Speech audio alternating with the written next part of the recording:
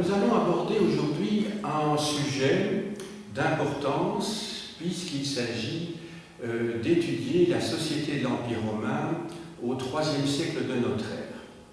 Alors c'est un sujet important parce que si vous écoutez bien les actualités, les informations tous les jours, on n'arrête pas de parler de crise, en particulier depuis 2008, on parle de crise économique, mais pour moi qui suis un habitué des émissions politiques françaises, on a l'impression que la France est en train de s'enfoncer dans une crise politique sans précédent, une crise économique sans précédent.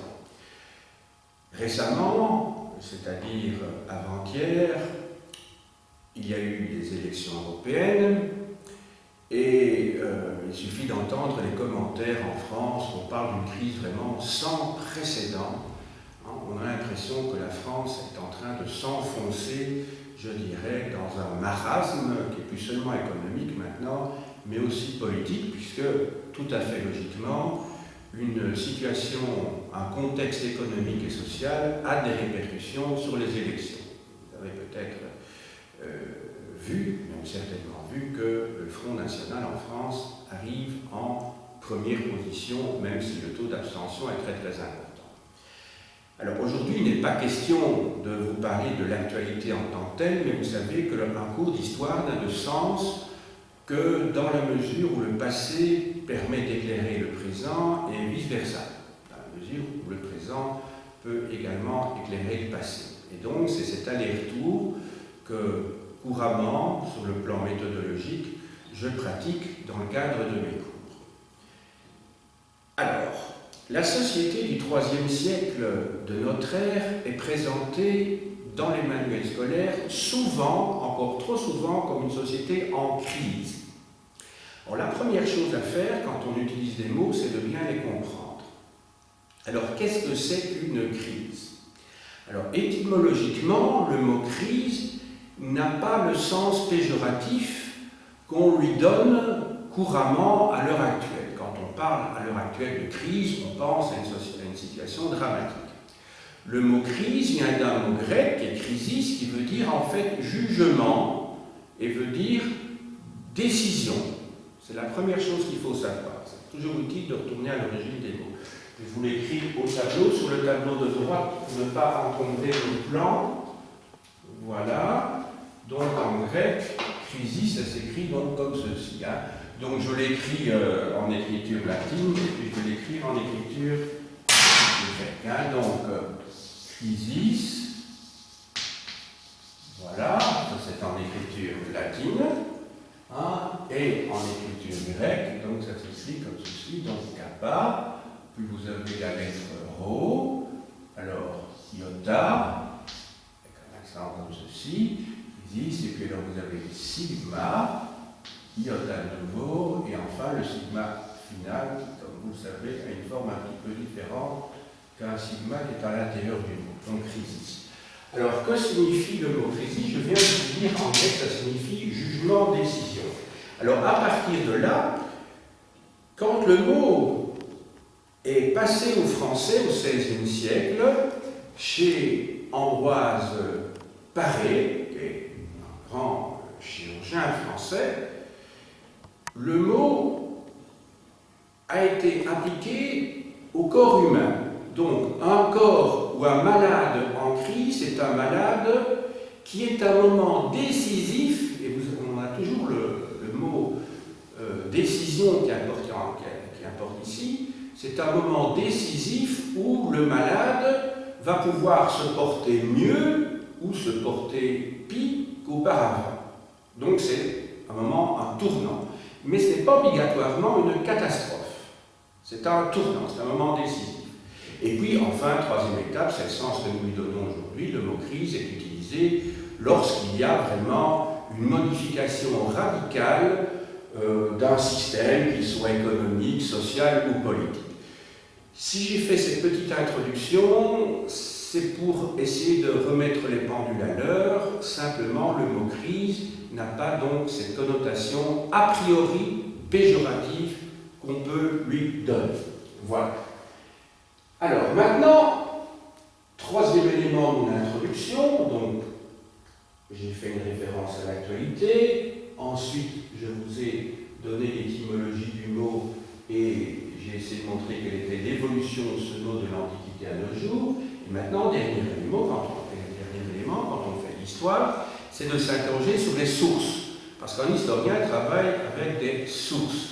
Son raisonnement s'appuie sur des documents concrets qui sont là, qui peuvent être vérifiés par des collègues qui peuvent donc vérifier ainsi si l'interprétation repose non pas sur les fantasmes d'un historien, mais repose vraiment sur des sources assurées.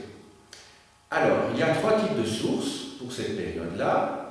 Il y a tout d'abord des sources juridiques. Alors, les sources juridiques, il faut s'en méfier. Parce que la société romaine du IIIe siècle de notre ère est souvent présentée comme une société rigide, qui est en train de se rigidifier, de se fixer, et par la volonté du pouvoir, parce qu'il y aurait un exode massif des villes vers les campagnes. C'est un argument que l'on trouve souvent pour le IIIe, IVe et aussi Ve siècle, autrement dit pour la dernière partie de l'Antiquité romaine. Or, justement, si la législation est régulièrement répétée, ça ne veut pas dire que justement elle reflète une situation donnée, mais si on la répète, c'est que justement elle n'est pas appliquée. Donc on doit en tirer des conclusions inverses de ce qu'une lecture au premier degré pourrait laisser penser. Premier élément, donc il faut faire la critique des sources. Deuxième type de source, il y a les sources littéraires. Or, à cette époque-là, au IIIe siècle, le christianisme est en plein essor. Et les auteurs chrétiens de cette époque-là considèrent que l'Empire romain est au fond un monstre à abattre, c'est l'incarnation du mal, et ce royaume du mal, il faut le remplacer par le royaume de Dieu. Autrement dit, quand les écrivains, les théologiens chrétiens écrivent, ils donnent une vision de l'Empire romain qui est donc très négative. Donc là aussi, il ne faut pas prendre ces sources au premier degré, il faut les critiquer et essayer de bien comprendre l'intention de ceux qui écrivent des traités à ce moment-là, voire des livres d'histoire, quand ils viennent des chrétiens. Et enfin, il y a des sources archéologiques, et les sources archéologiques, elles, qui sont de plus en plus nombreuses depuis une trentaine d'années pour le IIIe et pour le IVe siècle, tempèrent notre vision de cet empire romain en décadence au IIIe et IVe siècle. Heureusement que ces sources existent et elles permettent de nous faire voir, entre autres, que l'empire romain connaît des grands domaines et que sur ces grands domaines, il y a encore une certaine vitalité, que l'économie romaine n'est pas une économie en crise qu'on a souvent décrit pendant longtemps. Voilà. J'en ai terminé pour mon introduction, donc vous avez bien compris l'intérêt de faire un aller-retour entre le présent et le passé, ensuite d'essayer de comprendre les mots qu'on utilise pour ne pas s'égarer, et enfin le problème des sources, qui est évidemment un problème essentiel pour les historiens. Alors nous allons passer maintenant au développement, je dirais, de mon sujet. Alors, tout d'abord, grand A, quelle est la situation sociale au début du IIIe siècle? Eh bien, sous le Haut Empire, c'est-à-dire pendant les 2 premiers siècles de l'ère chrétienne, à l'époque d'un régime politique que l'on appelle le Principat, puisque l'empereur, en fait, était princeps, et le titre d'imperator, d'empereur, est un titre second, je dirais, dans sa titulature. Il est d'abord princeps. Officiellement, en tout cas selon les apparences, normalement, il respecte les institutions de la République romaine défunte peu de temps avant notre ère. C'est Auguste qui a mis en place ce système-là, mais il est vrai que derrière ces institutions qui, je dirais, vivote, mais non plus du tout l'énergie dont elle disposait avant notre ère, en fait, il y a un monarque qui dirige le territoire, c'est bien l'empereur romain. À partir du IIIe siècle, les choses changent complètement. La dynastie des Sévères, et alors je vais vous montrer la ligne du temps maintenant, la dynastie des Sévères, qui se met en place en 193 de notre ère et qui va durer jusqu'en 235, comprend, si mes souvenirs sont bons, c'est 5 empereurs. J'espère ne pas me tromper, il y en a peut-être 6. Et en fait, cette dynastie des Sévères met en place une dictature militaire, un régime militaire. Et à partir de ce moment-là, on va changer de régime politique, bien qu'il s'agisse d'empereurs avant et après. On va passer du principat au dominat. Donc dorénavant, les empereurs ne vont plus respecter les institutions traditionnelles qui étaient censées légitimer le régime. Je vous ai dit que depuis bien longtemps déjà, c'est l'empereur qui dirige de fait, de facto, l'Empire, mais là, à partir de ce moment-là, à partir du nominat, c'est-à-dire aux environs de 200 jusqu'à la fin de l'Empire romain, donc la fin de l'Empire romain d'Occident en 476, et bien pendant ces 2 siècles et demi, ces 2 siècles 3/4, l'empereur est véritablement un maître absolu, il sera même un tyran à certaines périodes, et surtout au IIIe siècle, et il va se considérer comme un dieu. Donc on change de régime. Voilà. Alors nous reviendrons sur cette ligne du temps tout à l'heure. Alors, la situation donc sociale, c'est que jusqu'au IIe siècle, il y avait association sur le plan social entre, d'une part, la fortune, le prestige et le pouvoir. Donc, l'aristocratie sénatoriale, c'est-à-dire le haut du gratin de la société romaine, qui était peu nombreuse d'ailleurs, était constituée de gens extrêmement riches, l'équivalent de milliardaires à l'heure actuelle. C'était des gens qui étaient très respectés, et en plus de ça, c'était des gens puissants. Ils formaient un véritable lobby, si vous voulez. À partir du IIIe siècle, la situation va changer du tout au tout. Qu'est-ce qui va se passer? Donc, j'indique ici modification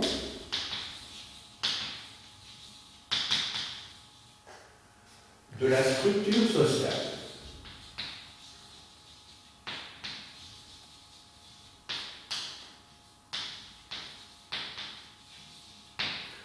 Alors, modification de la structure sociale qui peut s'expliquer partiellement, en tout cas, par plusieurs facteurs. Il se fait que le IIIe siècle de notre ère est une période où l'Empire n'est plus du tout dans sa phase offensive comme il avait été au IIIe et IIe siècle avant Jésus-Christ, et encore partiellement sous le Haut-Empire, à l'époque du Principat. À ce moment-là, au IIIe siècle, l'Empire est sur sa défensive, c'est-à-dire qu'il doit subir des menaces, mais on ne peut pas véritablement parler d'invasion comme ce sera le cas plus tard, à la fin de l'Empire romain, des menaces qui viennent tantôt du nord du Danube, venant des Germains, tantôt de l'est de l'Empire, de l'Orient, c'est-à-dire venant des Perses.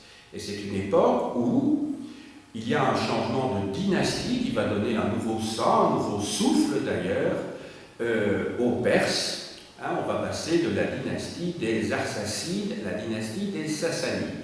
Je ne l'écris pas au tableau parce que ce n'est pas essentiel pour mon propos, et puis parce que ça risque d'encombrer un petit peu mon plan, parce que c'est quelque chose qui est quand même annexe.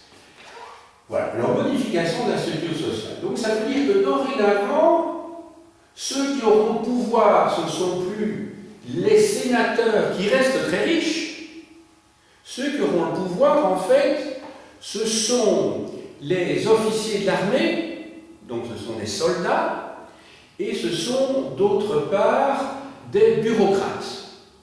Des bureaucrates, c'est-à-dire des gens qui appartiennent à l'ordre équestre et non pas à l'ordre sénatorial, qui sont moins riches au départ, bien qu'ils soient souvent riches aussi, ils sont des gens riches, mais ils sont d'un niveau inférieur en temps, quand on compare leur fortune à celle des sénateurs, et ce sont eux qui vont occuper les bureaux, je dirais, de l'administration impériale. Donc, il y a deux groupes sociaux qui vont prendre le relais en termes de pouvoir, mais je n'ai pas dit sur le plan financier, et eux sont donc liés directement à l'empereur.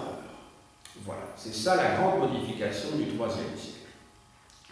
Alors ça va poser évidemment toute une série de problèmes, et ce à quoi on va assister, c'est d'une part, quand on compare les dominants et les dominés sur le plan social, il y a une modification, et la classe des dominants va devenir hétérogène, c'est-à-dire qu'elle ne va plus former le bloc qu'elle formait auparavant, à l'époque où la noblesse sénatoriale dominait en termes de prestige, en termes de fortune et en termes de puissance l'Empire, sous l'empereur bien entendu. Alors, on va avoir assisté donc à une hétérogénéité des classes supérieures, et on ne peut même pas parler de classe supérieure, je pourrais dire plutôt des groupes des dominants, parce que je vais essayer quand même d'être rigoureux dans ma terminologie, des groupes dominants,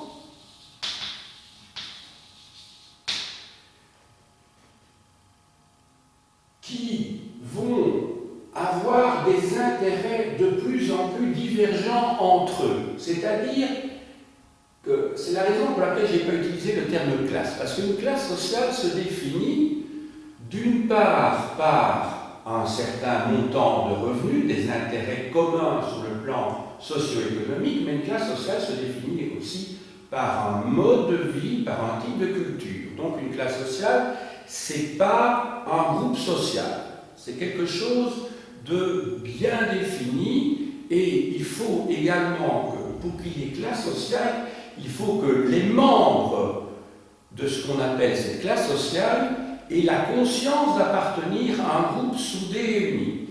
S'il n'y a pas cette conscience de classe, on ne peut pas parler de classe sociale.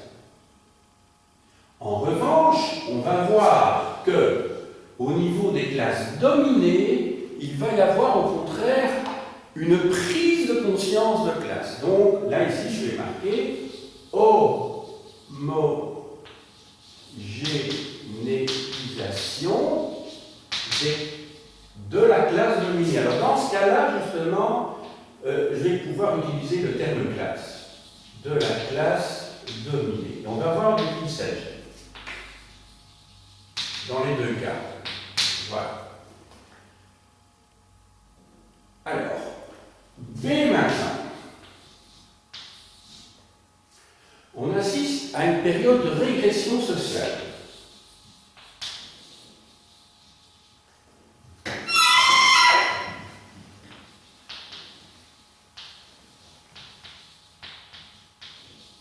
Alors, régression sociale pour différentes raisons. Alors, je vous ai dit essentiellement qu'on est dans une période où l'Empire est sur la défensive. Qui dit sur la défensive dit qu'il va falloir augmenter les effectifs de l'armée. Donc, il y a une cause ici, petit 1. C'est essentiellement le coût, l'augmentation des effectifs de l'armée.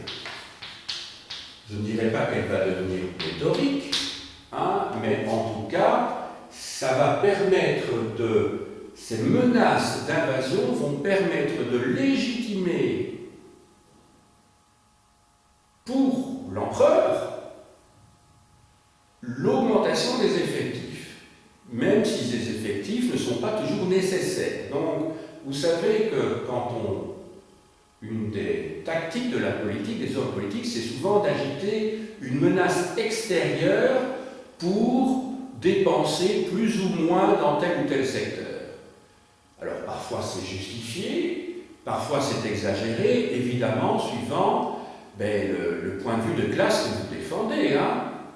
Vous prenez le point de vue à l'heure actuelle, certains vont défendre ou pas le maintien des soins de santé, des pensions, etc., vont justifier ou non la diminution ou l'augmentation des impôts. Chaque fois, il y a un discours rationnel qui légitime ces prises de position, qui sont des prises de position de classe. Et dans les deux cas, en écoutant les ténors des différents partis, on va dire que finalement, ils ont raison. Tout le monde a raison en même temps, mais ils défendent des intérêts de classe. Donc ici, l'Empire, je veux dire l'empereur, les empereurs successifs, parce qu'on va voir qu'il va y avoir de nombreux empereurs qui vont se succéder, vont augmenter les effectifs de l'armée et vont augmenter également les effectifs, je dirais, de cette fonction publique qui est en train de naître et que je préfère appeler la bureaucratie. Tout cela coûte cher.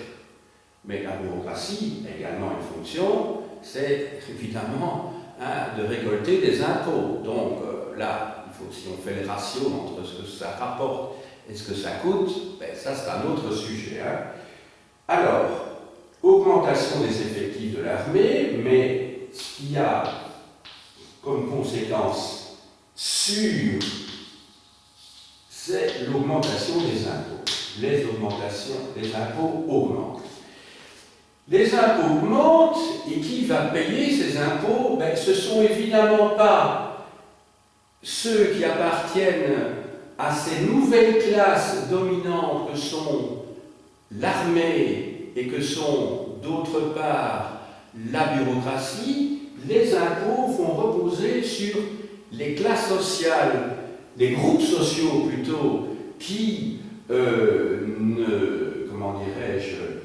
n'encadrent pas le régime et ne soutiennent pas a priori le régime, c'est-à-dire sur la plèbe des villes, sur les paysans des campagnes, mais aussi sur l'aristocratie locale, sur ceux qu'on appelle les décurions.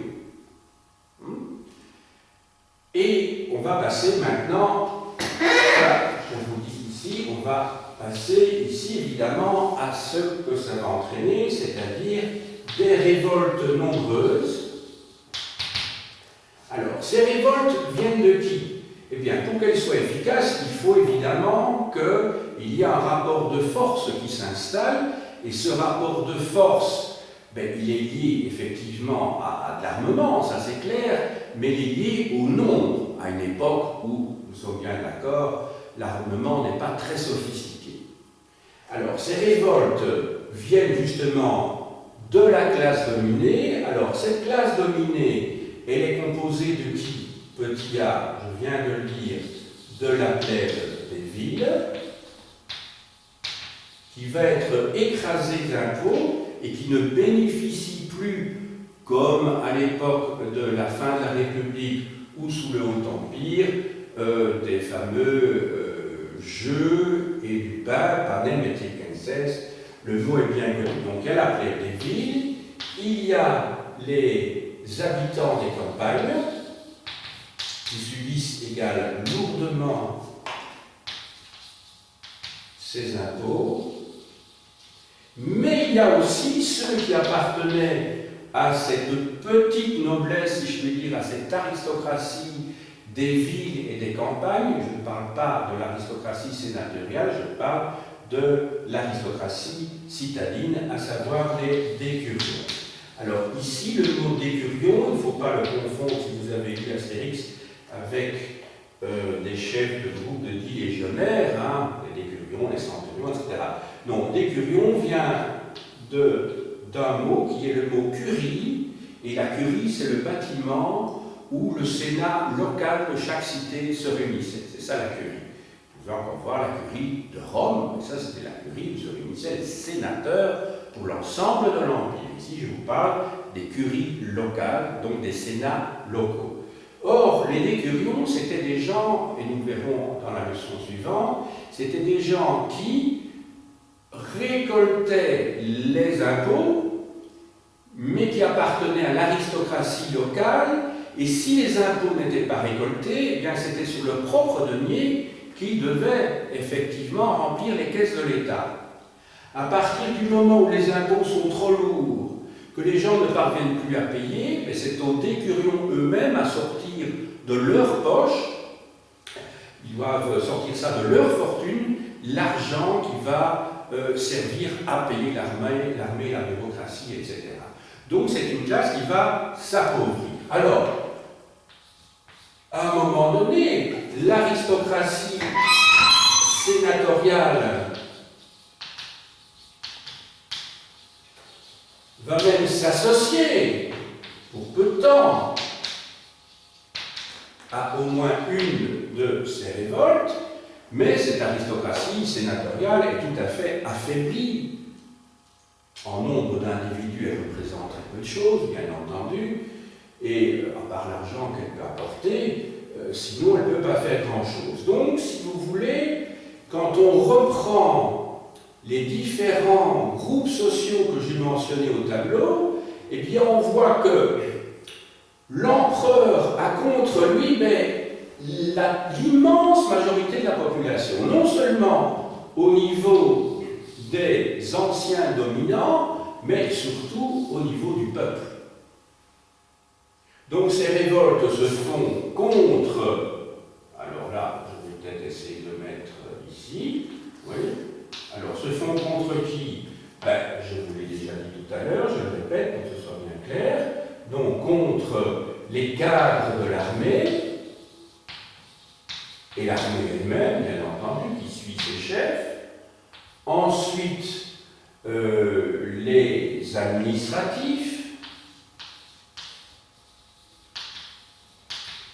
qui symbolisent évidemment l'oppression, puisque ce sont eux qui représentent le pouvoir de l'empereur et de l'oppression fiscale dans les provinces, et alors, évidemment, chapeautant le tout, les empereurs. Alors, on va essayer d'identifier un petit peu qui seront ces empereurs du IIIe siècle. Alors, il y a une grande différence avec les empereurs du Haut-Empire. À l'époque du Haut-Empire, les empereurs étaient au fond des aristocrates. C'était des aristocrates, des Romains, mais aussi des provinciaux. À partir du IIIe siècle, ce n'est plus du tout le cas. Les empereurs, ce sont, je dirais, des parvenus. C'est-à-dire des gens qui sont montés progressivement dans la hiérarchie de l'armée par leur bravoure, certainement. Ils se sont fait aimer de leurs soldats. Ils sont montés en grade. Ils sont devenus généraux. Ils ont dirigé des armées provinciales, mais ils n'ont plus rien à voir avec ces empereurs du IIe siècle comme Antonin, comme Adrien ou comme Marc Aurèle, qui étaient même des grands intellectuels, puisqu'ils écrivaient, c'était des philosophes, c'était des gens d'une toute autre catégorie sociale. Or, ces empereurs, la plupart de ces empereurs, ils viennent de la périphérie de l'Empire romain. Il suffit de reprendre la plupart d'entre eux. On pense à Philippe l'Arabe, leur surnom indique déjà souvent d'où ils viennent. Pensez aux Sévères, que je vous ai montré sur la ligne du temps tout à l'heure. Eh bien, ces Sévères viennent en fait de Syrie. Donc, vous voyez, tout à fait la périphérie de l'Empire. Quand vous pensez aux Gordiens également, ils viennent de Cappadoce, c'est-à-dire un territoire qui se trouve dans la Turquie actuelle. Mais alors surtout, la plupart de ces empereurs viennent des régions danubiennes. Il ne faut pas oublier que le Danube constituait en fait la frontière de l'Empire romain avec le Rhin au nord.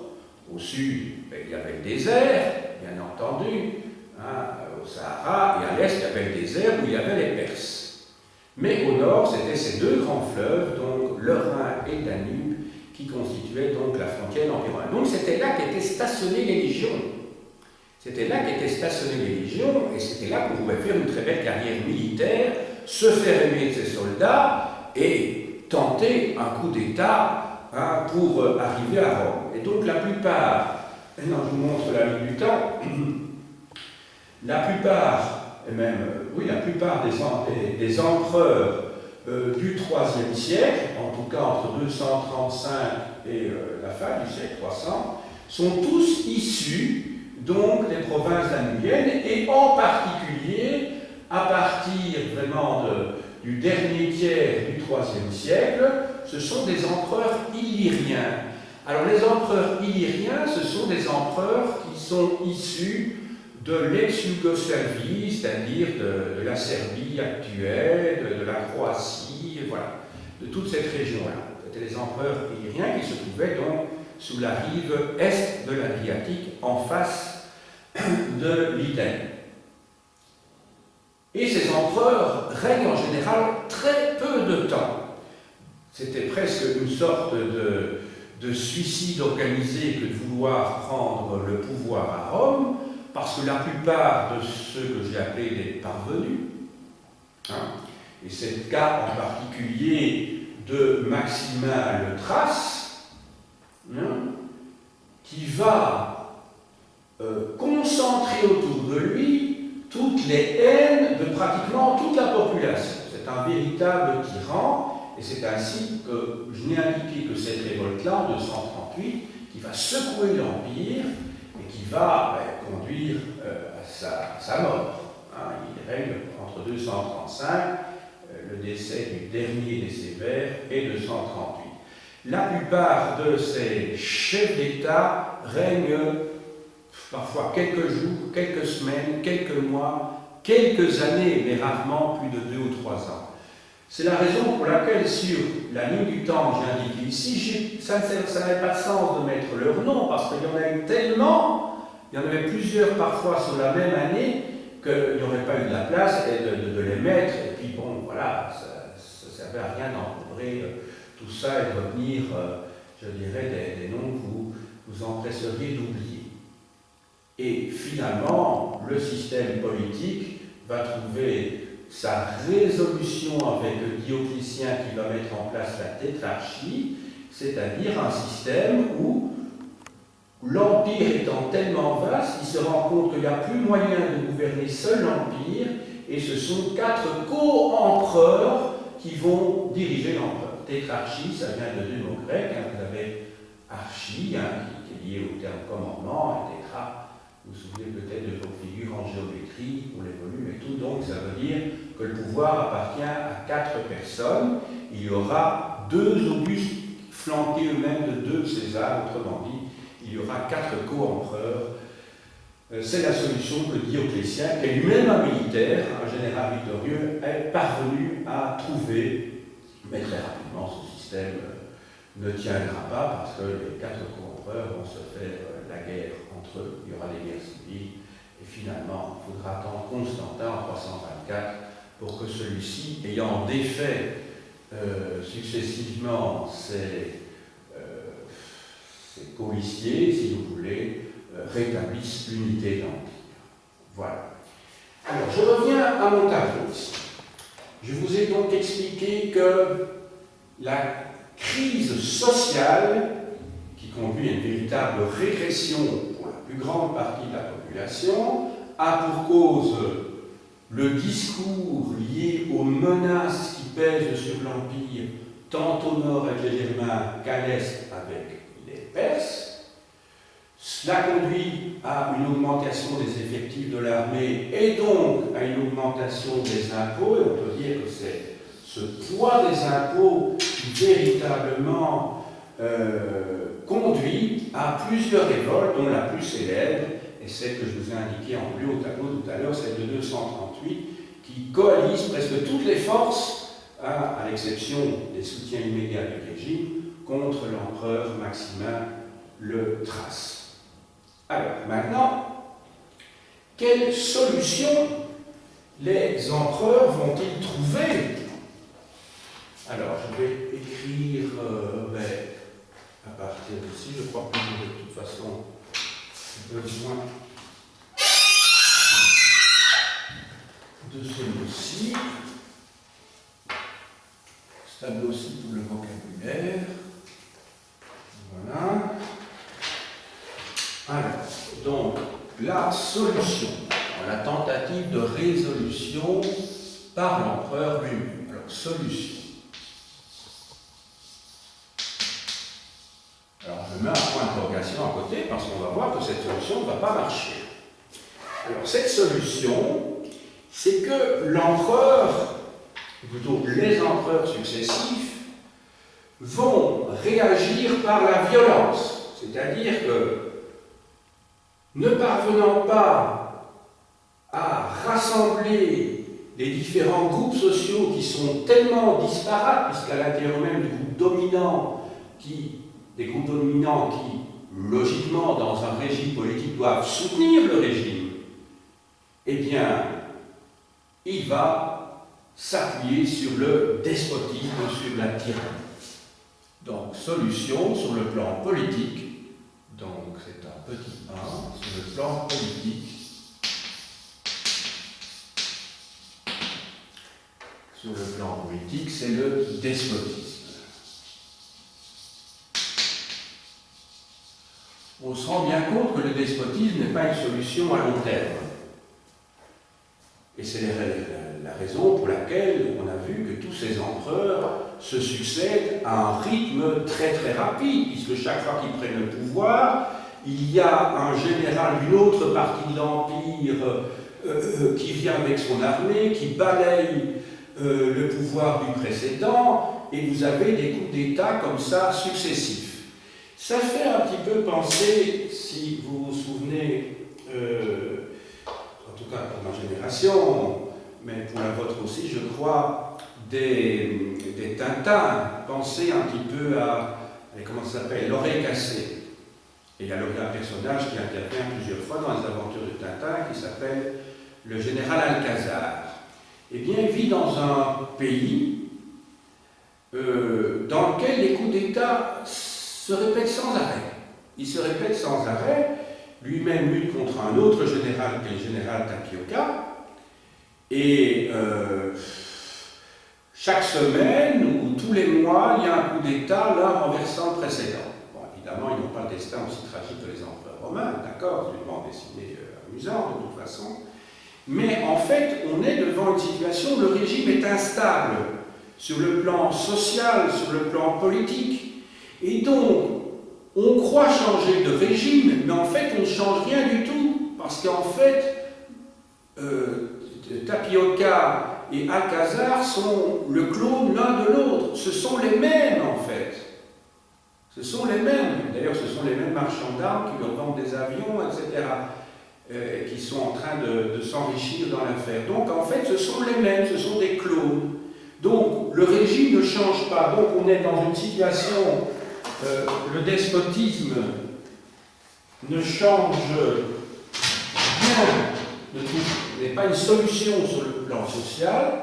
Donc, n'est pas une solution sur le plan social.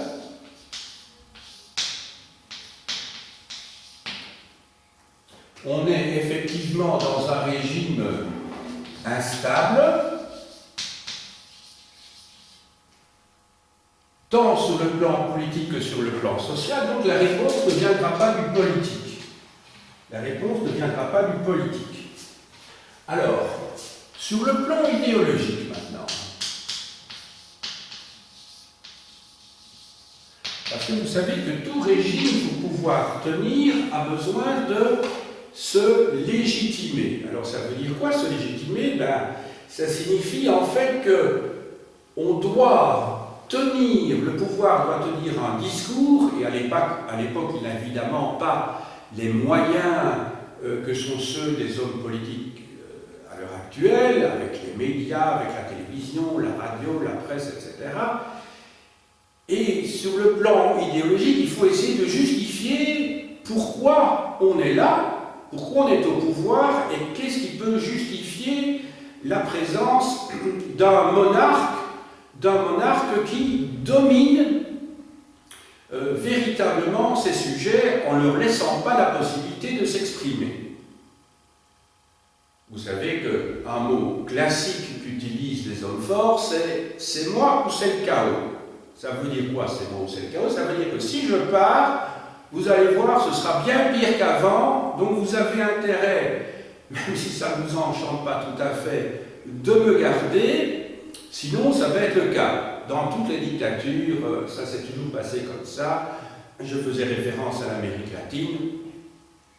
Hein, c'est comme ça que tous les généraux qui, pendant une grande partie du XXe siècle, ont fait des coups d'État, ce qu'on appelle donc en espagnol des pronunciamentos, hein, des golpes, si vous voulez, des coups d'État,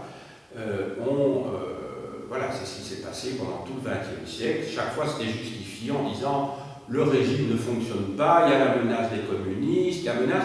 Le tout étant toujours de rassurer la classe dominante, la grande bourgeoisie en l'occurrence. Ici, je vous ai dit que la situation est différente, puisque l'aristocratie sénatoriale, elle, est tout à fait laissée de côté, elle continue à être riche, mais elle apparaît un petit peu, vous savez, comme ces grands aristocrates qui existent toujours à l'heure actuelle. Il y a toujours des ducs, des princes en France, en Belgique, qui ont leur château, qui ont de l'argent, mais qui n'ont plus rien à dire.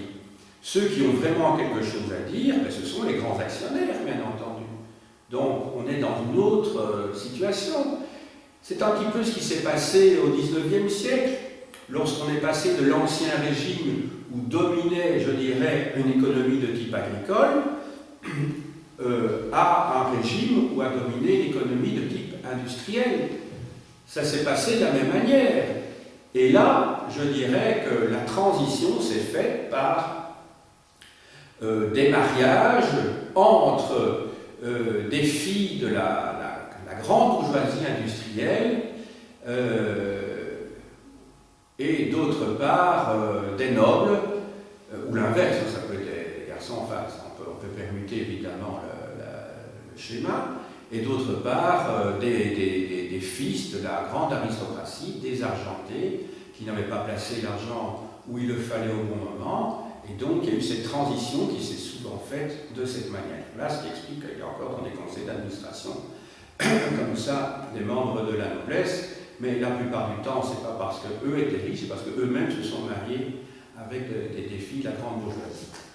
Alors, je reviens ici à mon point de vue. Alors ici, sur le plan politique, on a vu que le despotisme mène à une impasse.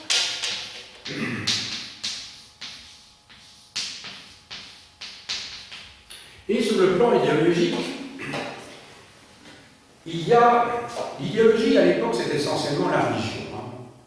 Il n'y a pas de parti politique comme à l'heure actuelle, surtout à l'époque du despotisme, j'en sais bien. Et les idées des gens s'expriment, leur vision du monde s'exprime essentiellement par la religion. Alors, l'aristocratie sénatoriale, c'est une aristocratie d'intellectuels la plupart du temps.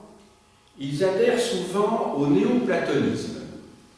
Néoplatonisme qui, au IIIe siècle, est incarné par Plotin, qui est un mystique très influencé par les philosophies de l'Orient et qui remet à l'ordre du jour, en la complexifiant, la philosophie de Platon. Platon, vous vous rappelez peut-être, qui vit au IVe siècle avant notre ère, à Athènes.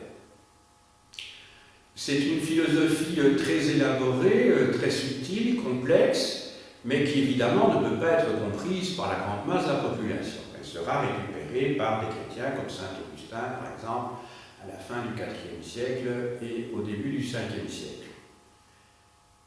Mais saint Augustin va la simplifier, cette théorie néoplatonicienne. Alors, à côté de ça, l'armée, elle, est très sensible, les soldats sont très sensibles, surtout ceux qui appartenaient à l'armée d'Orient. Je vous ai dit qu'il y avait un certain nombre d'empereurs qui étaient originaires de Syrie, d'Arabie, vous vous souvenez de Philippe l'Arabe, des Sévères, etc. Et c'était d'ailleurs un front, c'était là, la menace était la plus sérieuse.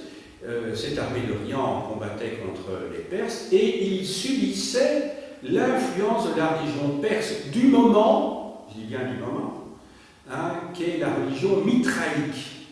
Alors Mitra, en fait, c'est en fait une sorte de sauveur aussi pour ses adeptes, et beaucoup de rites de type mitraïque ont été récupérés par le christianisme qui était en véritable concurrence à ce moment-là en Orient avec le culte de Mitra. D'ailleurs, la date de naissance de Jésus, le 25 décembre, en fait, est prise directement au culte de Mitra, puisque Mitra est né justement le 25 décembre et c'est lié au culte solaire. Le culte solaire, puisque le 25 décembre, c'est pratiquement le solstice d'hiver, et c'est le moment où le soleil se lève, et Jésus, vous le savez sans doute, est venu au monde pour apporter la lumière au monde, la vérité. Jésus étant la lumière, on l'a fait naître, évidemment pas né le 25 décembre, on l'a fait naître symboliquement, mais surtout parce qu'il y avait une concurrence avec le culte de Mitra qu'il fallait supplanter à ce moment-là, on l'a fait naître au moment où la lumière revient et où les jours de l'année rallongent. Alors, dernier groupe, eh bien, qui est en train de monter à ce moment-là, ce sont les chrétiens. Ce sont les chrétiens. Alors, ce qui va faire le succès du christianisme, et c'est là que se situe, je dirais vraiment, le tournant entre le 3e et 4e siècle, et qui va débloquer politiquement, mais aussi socialement, la société, c'est donc le succès du christianisme. Ces empereurs, je vous ai dit, ne parvenaient plus à se justifier sur le plan idéologique. Ils ont essayé de remettre à l'ordre du jour ce qu'on appelle le mos maiorum, c'est-à-dire l'habitude des anciens, l'habitude du plus grand nombre, c'est-à-dire les cultes de la vieille religion romaine, mais qui n'étaient plus du tout adaptés à cette époque-là. Vieille religion romaine, qui avait été remise à l'ordre du jour par l'empereur Auguste, à partir de 27 avant Jésus-Christ, et Auguste avait essayé de revitaliser toute cette vieille culture, cette vieille religion romaine, ce nationalisme, ce traditionnalisme romain. Il y était parvenu, et il avait inséré dans cette religion ancienne le culte impérial. Le culte impérial. Ces empereurs veulent évidemment que ce culte impérial soit le ciment de toutes les populations d'empire. Ça ne va pas marcher, parce que justement, il y a la concurrence de religions dont je viens de vous parler, le culte de Mitra, le culte chrétien, la philosophie néoplatonicienne, et les empereurs sont pris au dépourvu. Donc, le ciment idéologique qu'ils veulent imposer à l'Empire, à la population d'Empire, ne tient pas. Il ne sèche pas, si vous voulez, donc ça ne tient pas. Et la solution qui va être adoptée, eh bien, c'est justement celle qui sera mise en place par Constantin, Constantin qui en 313 de notre ère publie donc un édit de tolérance à Milan, par lequel les chrétiens sont autorisés, alors qu'ils ne l'étaient pas précédemment, à exercer leur culte, à pratiquer leur culte. Auparavant, les chrétiens étaient persécutés. La dernière persécution a lieu au début du IVe siècle. À l'époque, je vais peut-être montrer la ligne du temps, la dernière persécution d'un empereur romain date du début des années 300, mais vraiment tout ici, vous savez, parce que Dioclétien, il règne vraiment une partie seulement de la première décennie du IVe siècle. La dernière persécution, je ne sais plus vous dire, je crois que c'est 305, si mes souvenirs sont bons, contre les chrétiens. Et 8 ans plus tard, donc, Constantin retourne complètement la situation parce qu'il se rend compte qu'il y a un rapport de force qui n'est plus le même dans l'Empire. À partir du moment où vous ne pouvez plus continuer, si vous voulez, à gouverner contre une partie très importante de votre population, et Constantin va tolérer le christianisme, comme toutes les autres religions, mais alors dans le courant, il va lui-même, peu de temps avant sa mort, lui-même être baptisé. La plupart des empereurs du IVe siècle seront chrétiens, à part une exception notable qui est Julien, qui règne entre 361 et 363, celui qu'on appelle Julien l'Apostat. Et alors finalement, en 391, Alexandre Malimutant, Théodose Ier, par l'édit thessalonique, va,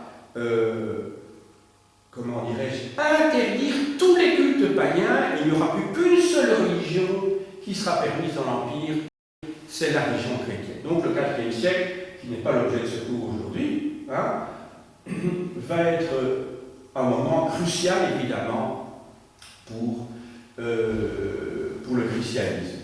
Donc moi, si j'ai étudié aujourd'hui avec vous cette période qui couvre le IIIe siècle, c'est pour vous montrer qu'il y a une crise, et que cette crise, sur le plan politique, ne peut pas trouver de solution, parce qu'il n'y a pas de légitimation sur le plan idéologique, et c'est Constantin qui va déverrouiller la situation en, comment dirais-je, en officialisant le christianisme,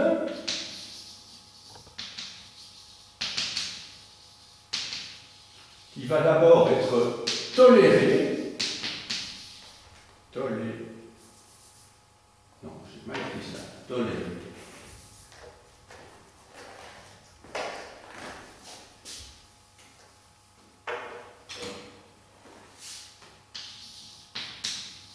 À partir de 313, et le christianisme va être finalement officialisé et persécuté, exclusif, si je puis dire, va persécuter les autres religions, exclusif à partir de 391. Voilà. Bon, alors vous allez dire, mais qu'est-ce qui va faire que le christianisme, parce qu'en fait, je déplace un petit peu le problème ici, mais qu'est-ce qui va faire que le christianisme va, à un moment donné, être la religion incontournable et la solution idéologique? Eh bien, si vous vous souvenez bien ce que je vous ai expliqué des empereurs tout à l'heure, de leur profil sociologique, ces empereurs, sur le plan sociologique, ce sont des parvenus. Ils n'appartiennent pas à l'aristocratie romaine. Ce ne sont pas des intellectuels, ce sont des militaires qui ont monté progressivement dans la hiérarchie, un petit peu comme tous ces généraux au moment de la Révolution française. Quand vous voyez tous les maréchaux de Napoléon, c'était tous des hommes du peuple. À l'inverse de ce qui se passait sous l'Ancien Régime, à l'époque de Louis XVI, pour pouvoir diriger un régiment, il fallait avoir au moins 4 quartiers de noblesse. C'était tout des nobles. À la Révolution française, eh bien, vous avez une situation un petit peu semblable à celle de la Révolution française. Et ce personnel qui gravite autour de ces empereurs, qui n'est pas, sur le plan intellectuel, très évolué, il faut bien le dire, qui va adhérer en masse, je dirais, au christianisme. Donc il faut remettre en cause l'idée trop fréquente selon laquelle le christianisme est avant tout une religion populaire. En fait, le christianisme est une religion qui pêche ses adhérents dans toutes les classes sociales, mais aussi dans les classes supérieures.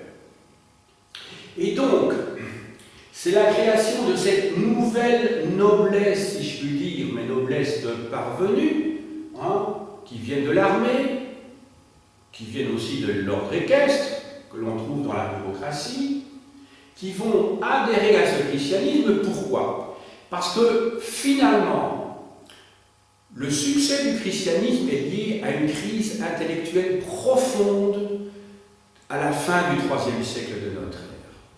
À une crise intellectuelle profonde. Jusqu'alors, on peut dire que les aristocrates, en particulier dans l'aristocratie sénatoriale, c'était des gens qui pensaient rationnellement. À partir de maintenant, on ne sait pas très bien pourquoi d'ailleurs, sinon par l'explication du profil sociologique du personnel administratif et militaire autour des empereurs et des empereurs eux-mêmes, eh bien, il y a un véritable basculement. On passe de la rationalité à l'irrationalité. Et le christianisme va répondre à cette espérance en période de désarroi, parce que parmi les missionnaires chrétiens, il y a des gens très convaincants qui apportent les réponses que les gens ont envie d'entendre à ce moment-là. Donc, je note ici, succès de cette idéologie, qu'est le christianisme, donc, grâce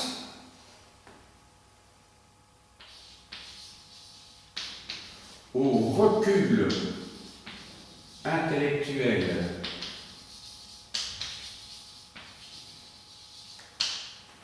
profond des classes supérieures.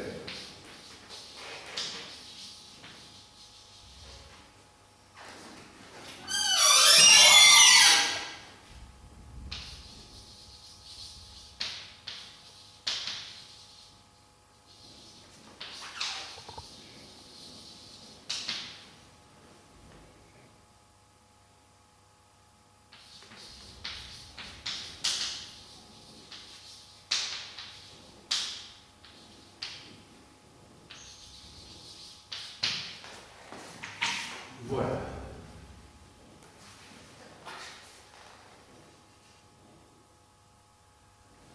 Alors, conclusion, maintenant, rang 3. Avant de passer à la bibliographie.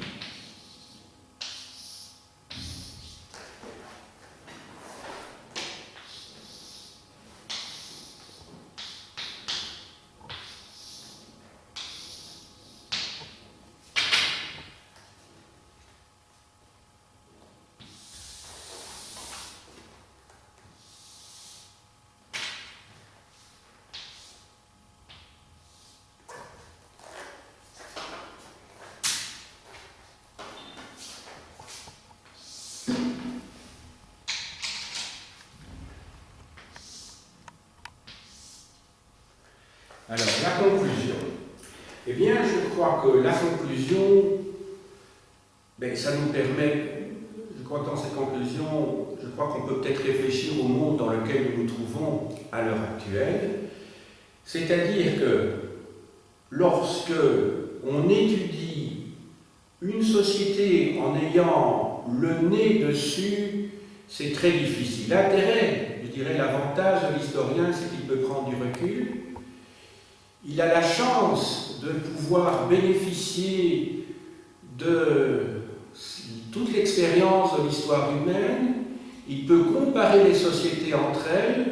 Alors, il ne peut certainement pas dégager des lois, parce que l'histoire n'a pas cette vocation. Elle étudie des phénomènes singuliers. Toutefois, elle peut, grâce à ces comparaisons, et en comparant les ressemblances et les différences, tenter de comprendre, et quand je dis comprendre, ça ne signifie pas donc établir des lois, de comprendre un certain nombre de phénomènes et surtout de voir les liens qu'il y a entre l'infrastructure d'une part socio-économique et d'autre part l'idéologie, c'est-à-dire le discours qui soutient une politique à un moment donné. Et je crois que ça peut nous aider à réfléchir sur notre monde contemporain, parce qu'on parle tout le temps de crise maintenant, mais je dois vous dire que je ne suis pas très vieux, mais enfin j'ai quand même un certain âge.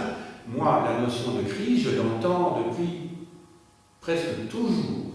C'est-à-dire, pas quand j'étais enfant, c'était encore l'époque des 30 Glorieuses, mais à partir du milieu des années 70, tous les hommes politiques ont parlé de crise.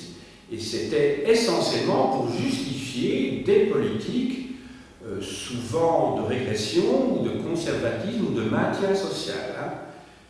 Moi, dans les années 80, c'était les gouvernements successifs, je crois qu'il y en a eu 13 même, de Wilfried Martens. Le mot crise intervenait dans tous ses discours. Chaque fois qu'il parlait à la télévision, il parlait de crise, de crise, de crise, de crise, de crise. Et puis à un moment donné, on n'était plus dans la crise, mais on était tellement habitué à entendre le mot crise qu'on n'a pas tellement vu l'embellie des années 90. Et donc on est passé très rapidement à la nouvelle crise. Donc pour certains, ça peut être un moyen de gouverner que d'utiliser le terme de crise. Donc je crois que ça vaut la peine du point de vue de la formation des jeunes, de la population générale, de s'interroger sur les rapports qu'il y a entre, donc, je le répète, l'infrastructure socio-économique et alors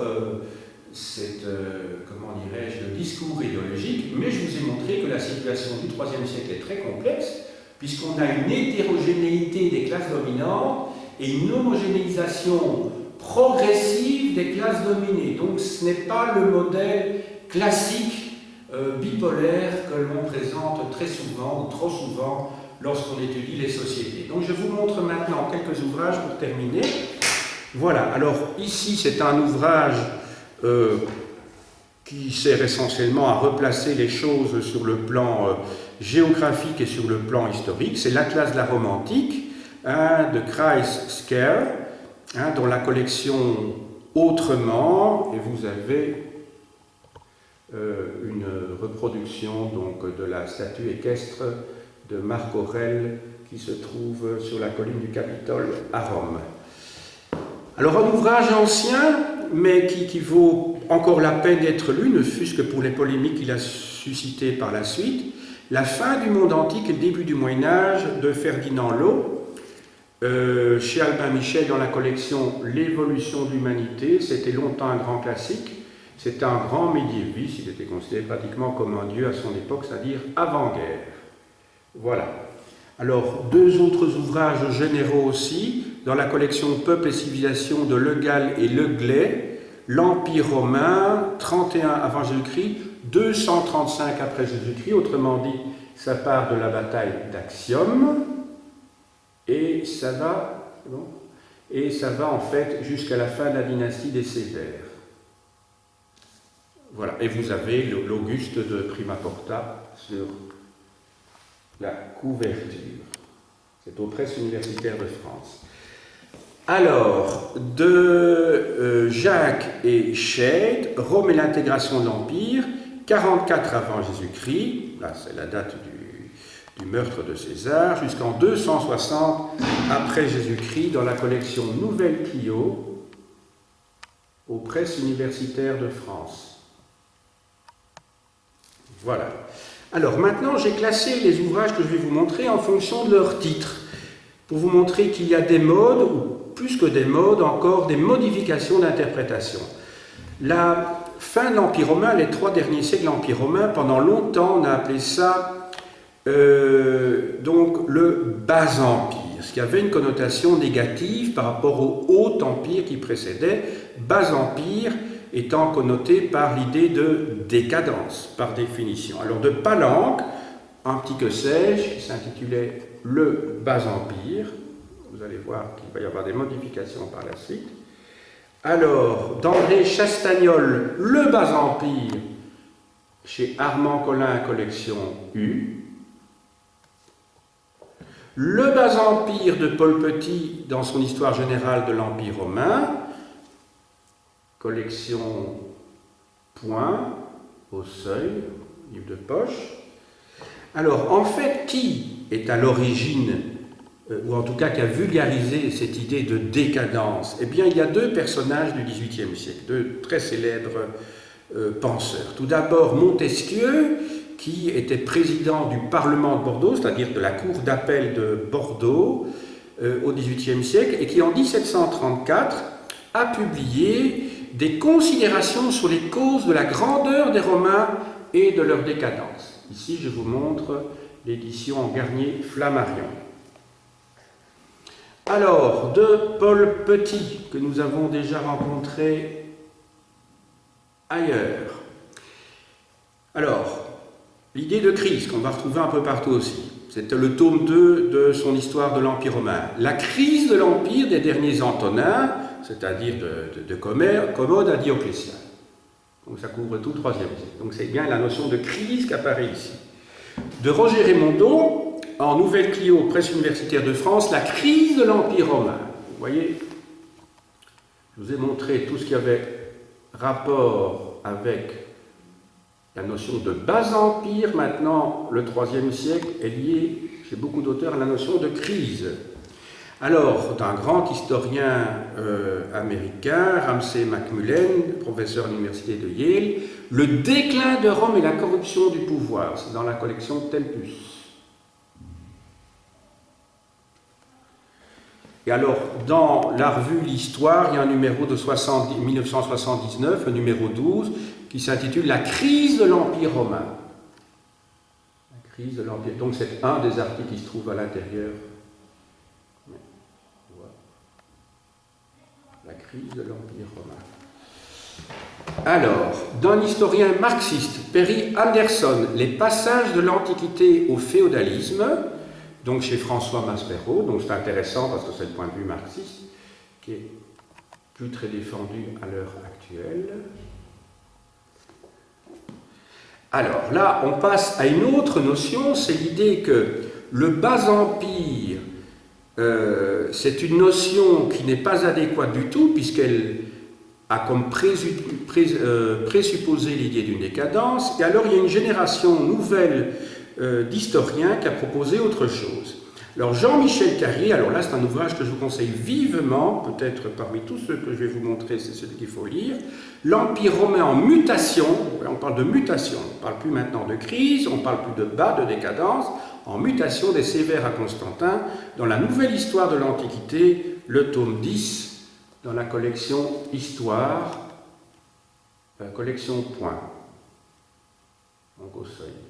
Donc ça c'est l'ouvrage que je vous recommande vivement. Alors d'Avril Cameron, professeur à Londres, L'Antiquité tardive, chez Manta. Alors vous voyez, ça c'est une nouvelle notion, c'est celle d'Antiquité tardive. Ce qui suppose qu'il n'y a plus de préjugés de haut, de bas, on dit simplement c'est l'Antiquité tardive. C'est une notion purement chronologique qui ne présuppose rien du tout. De Bernard Lançon, en que sais-je, l'Antiquité tardive.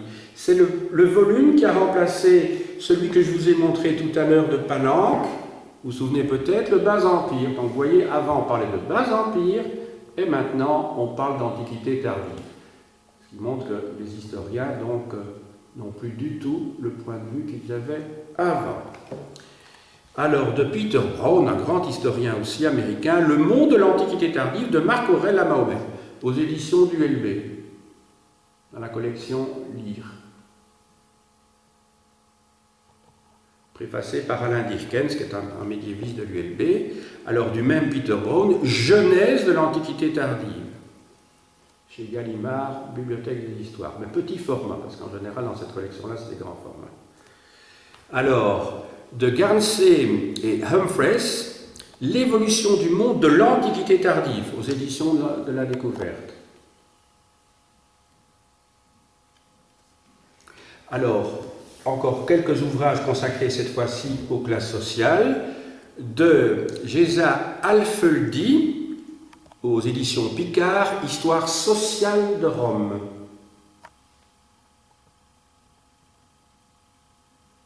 Qui est assez touffu. Et professeur à Heidelberg. Alors, de Jean Gagé, Les classes sociales dans l'Empire romain, chez Payot.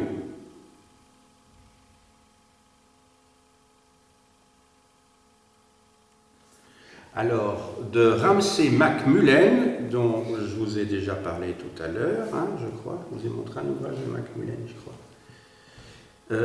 Les rapports entre les classes sociales dans l'Empire romain, 50 avant Jésus-Christ, 284 après Jésus-Christ, aux éditions du Seuil dans la collection des Travaux. Donc pensez bien que cet ouvrage m'a bien aidé aussi pour préparer cette leçon.